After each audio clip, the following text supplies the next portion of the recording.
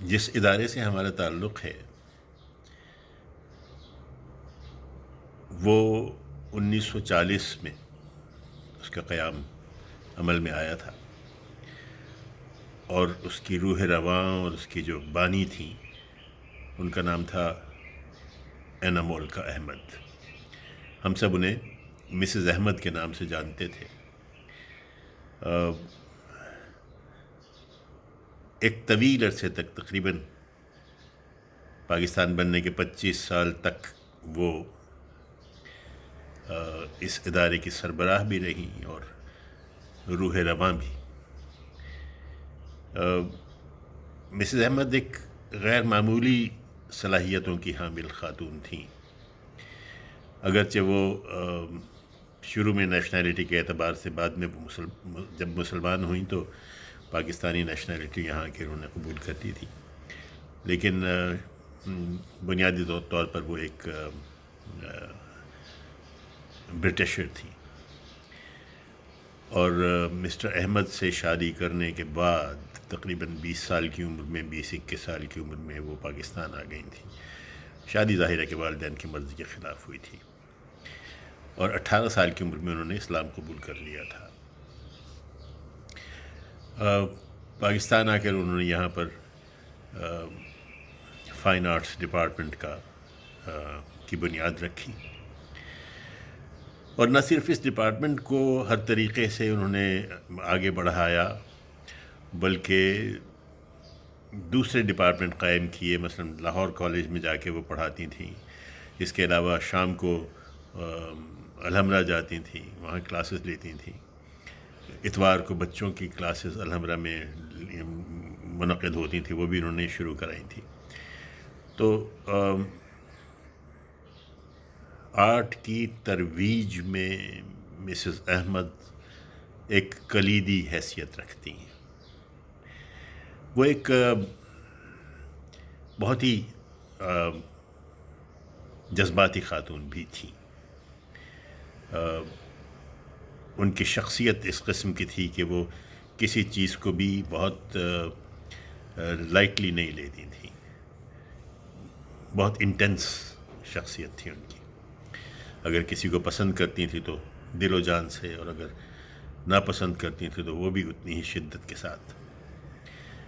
تو اس سے ان کی زندگی میں بہت سے نشیب و فراز آئے، خاص طور پہ ان کی جو 2 بیٹیاں تھیں جن سے ان کو ظاہر ہے بہت محبت تھی، کیونکہ مسٹر احمد سے ڈیورس کے بعد وہ بیٹیاں انہی کے پاس رہیں، مسز احمد کے پاس رہیں، اور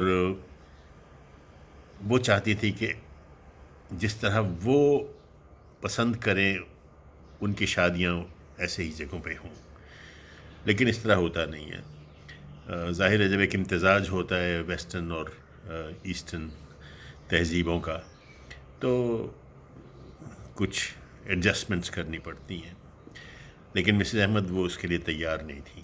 پہلے انہوں نے اپنی بڑی بیٹی کی شادی کی شدید مخالفت کی، جو کہ وہ کالن ڈیوڈ سے شادی کرنا چاہتی تھیں۔ کالن ڈیوڈ ہمارے یہاں ہی پڑھاتے تھے پنجاب یونیورسٹی میں۔ وہ ایک بہت بڑا ایک ایشو بن گیا، اور اس کی وجہ سے کالن ڈیوڈ، خالد اقبال، مس قاضی ان سب کو فائن آرٹس ڈپارٹمنٹ چھوڑ کر جانا پڑا۔ کالن ڈیوڈ اور خالد صاحب تو نیشنل کالج چلے گئے، اور مس قاضی جو ہے وہ لاہور کالج میں۔ اس سے فائن آرٹس ڈپارٹمنٹ کو بہت شدید نقصان ہوا۔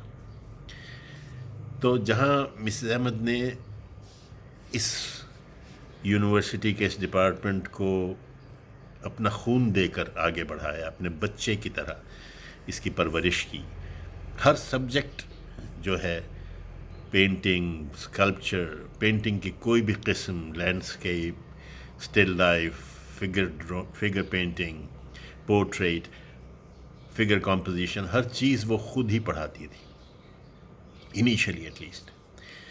اور history of art, even graphic design جب انہوں نے شروع کیا تو وہ بھی انہوں نے خود شروع میں انہیں پڑھانا پڑا۔ تو شدید محنت کی انہوں نے اور ایک بچے کی طرح پالا، اور یہاں پر ان کی ایک طریقے سے وہ سلطنت تھی، فائن آرٹس ڈپارٹمنٹ ان کی سلطنت تھی، اور وہ اس کی فرما روا تھی. لیکن اپنی جذباتی کیفیت کی وجہ سے کئی لوگوں سے ان کی پھر بنتی نہیں تھی. بدقسمتی کی بات یہ ہے، بہت سے جو اس زمانے کے آرٹسٹ تھے جیسے حنیف رامے اور شمزہ اور ایون صادقین، ان لوگوں کو انہوں نے پہلے جگہ دی، فائن آرٹس میں ان کی نمائش کی، ان کے کام کو لوگوں میں انٹروڈیوس کیا، لیکن بعد میں ان کے ساتھ اختلافات ہو گئے، اور اختلافات پھر اتنے شدید ہوتے تھے کہ وہ کہتی تھیں کہ اس کے ساتھ کلام بھی نہیں کرنا میں. اور جو ان کے فیکلٹی تھی اور ان کے جو سٹاف تھا، وہ ان کو بھی اجازت نہیں تھی کہ وہ کسی طرح کا رابطہ ان لوگوں سے رکھیں جن کو یہ اچھا نہیں سمجھتی تھی. تو یہ ایک بڑا مزیدار صورتحال تھی. مجھے یاد ہے کہ جب ہم یہاں پہ آئے تو ہمیں یہ حکم تھا کہ نیشنل کالج کی طرف منہ کر کے بھی نہیں دیکھنا. کسی نے اگر وہاں پتہ چلا کہ کوئی گیا ہوا ہے تو اس کی خیر نہیں. اور جب مسز احمد کہتی تھیں کہ اس کی خیر نہیں، تو پھر وہ خیر نہیں ہوتی تھی، اس لیے کہ اگر وہ کہہ دیں کہ بھائی کل سے تم نے یہاں گھسنا نہیں ہے، اور وہ اکثر ایسے لفظ یوز کرتی تھی کہ میں تمہاری ٹانگیں توڑ دوں گی اگر تم یہاں نظر آئے، تو اس کے بعد کسی کی مجال نہیں ہوتی تھی کہ وہ وہاں پہ جائے یا کوئی فریاد کرے یا کسی ہائر اتھارٹی کے پاس جا کے کہے کہ بھی میرا یہ حق ہے، مجھے نکالا نہیں جا سکتا اس طرح کسی کے کہنے سے، چاہے وہ استاد ہو، چاہے شاگرد ہو، چاہے اسٹوڈنٹ ہو. جس کو انہوں نے کہہ دیا کہ بس کل سے نہیں آنا، وہ پھر آ نہیں سکتا تھا، اس کی ہمت ہی نہیں ہوتی تھی آنے کی. ان کی اتنی اوور پاورنگ اور اتنی ڈومینیٹنگ پرسنالٹی تھی، جس کے فوائد بھی ہوئے، نقصانات بھی ہوئے. دونوں بیٹیوں کے حوالے سے انہوں نے دونوں کی شادی کی مخالفت کی، اور پھر یہ تو ذاتی معاملہ ہوتا ہے، آپ مخالفت کریں یا نہ کریں، لیکن وہ ذاتی معاملہ بھی ان کی جذباتیت کی وجہ سے ایک سب کا اجتماعی معاملہ بن جاتا تھا. تو تقریباً 25 سال سے زیادہ میرا خیال ہے انہوں نے یہاں پر ایز اے ہیڈ کام کیا. پاکستان بننے کے بعد 40 سے لے کر 47 تک تو تھا ہی، تقریباً اس وقت وہ اکیلی تھیں جو پڑھاتی تھیں، اور اسٹوڈنٹ بھی 5 7 8 10 ہوں گے. لیکن جب پاکستان بنا تو اس وقت کوئی 1 2 اسٹوڈنٹ رہ گئے، وہ بھی خواتین تھی ظاہر ہے. تو اس کے بعد سے تقریباً 25 سال انہوں نے یہاں ایز اے ہیڈ کام کیا، اور اپنے تئیں انہوں نے پوری طریقے سے اس ڈپارٹمنٹ کی فلاح و بہبود کے لیے اپنی زندگی وقف کر دی تھی، اس میں کوئی شک نہیں ہے. جب ریٹائر ہوئی آخری دنوں میں تو ان کی طبیعت اتنی صحیح نہیں رہتی تھی، اس لیے کہ ان کے کچھ آرتھرائٹس کا مسئلہ تھا، ان کی ٹانگیں اور گھٹنوں کا کچھ پرابلم تھا، تو وہ اسٹک استعمال کرتی تھی، اور پروفیسر ایمرائٹس ان کو کا درجہ دیا گیا تھا. اس کا مطلب یہ ہوتا ہے کہ آپ ساری عمر تقریباً جب تک آپ چاہیں کم از کم دفتر آ سکتے ہیں، رہ سکتے ہیں، اور اپنی ایڈوائس جو ہے وہ دے سکتے ہیں. آخری عمر میں انہوں نے شاعری بھی شروع کر دی تھی، اور بہت اچھی شاعری انہوں نے کی، انگلش میں ظاہر ہے شاعری تھی ان کی، اور وہ ایک بہت ہی سینسٹیو انسان کی نمائندگی کرتی ہے ان کی شاعری.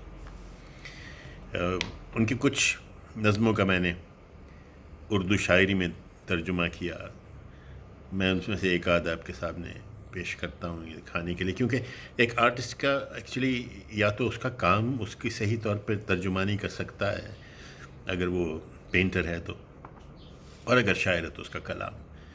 تو پینٹنگ تو میں اس وقت آپ کو ان کی دکھا نہیں سکتا، سو اس لیے میں نے سوچا کہ میں آپ کے ساتھ ان کی کچھ 1 2 نظمیں شیئر کر لیتا ہوں. اس کا اوریجنل افسوس میرے پاس نہیں ہے اس وقت، لیکن ترجمہ ہے.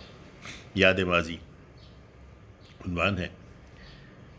بند کرو دروازے جتنے مرضی تالے ڈالو پھر بھی جانے کیسے کوئی انجانا دھیما سا نغمہ بہہ کر اندر آ جاتا ہے اور یادوں کو چھو جاتا ہے۔ بند کرو دروازے جتنے مرضی تالے ڈالو پھر بھی جانے کیسے کوئی انجانا دھیما سا نغمہ بہہ کر اندر آ جاتا ہے اور یادوں کو چھو جاتا ہے۔ اس کے بعد جوانی کے سب بیتے جذبے اور ارادے دل کی درپت لے پر مل کر کیا سنگیت بجاتے ہیں، پہروں تک خوب نچاتے ہیں، اور پھر آخر یوں ہی اچانک گیت بکھر کر کھو جاتا ہے، یادوں کا ہر رستہ ویراں ہو جاتا ہے۔ کہیں نہیں کچھ خواب تھا شاید، بند کرو دروازے تالے ڈالو۔ یہ ایک ان کی نظم ہے۔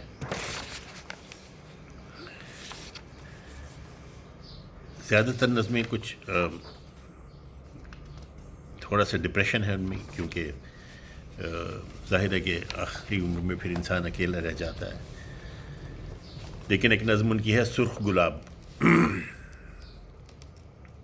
معجزہ تخلیق گلاب کا کوئی جواب نہیں، گرد ملال پہ دود خیال پہ اس کی مہک اڑتی رہتی ہے دوش باد شمال پہ۔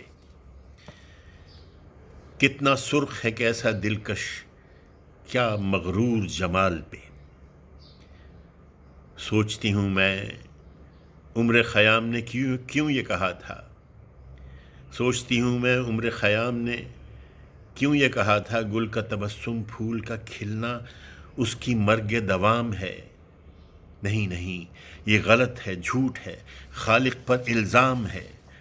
مالک کا وعدہ ہے موت کے بعد حیات ملے گی، بے شک ایسا ہوگا، مرجھا کر گر تو جائے گا سرخ گلاب بھی ایک دن، مٹی میں سو تو جائے گا ہم سب کے ہمراہ، لیکن جس دن اس کے بیج کو اذن نمو مل جائے گا، یہ مردوں سے زندہ ہو کر واپس آ کر پھر سے دلوں کو فرحت دے گا، پھر آنکھوں کو ٹھنڈک دے گا، شاخوں پر کھل جائے گا۔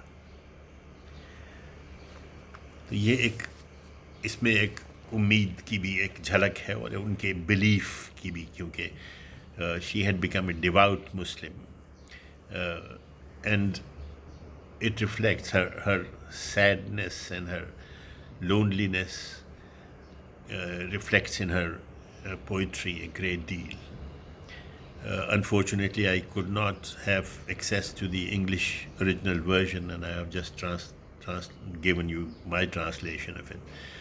But I think it gives us a fair idea of the sensitivity of this person who was the mother of this institution, Anna Mulka Ahmed.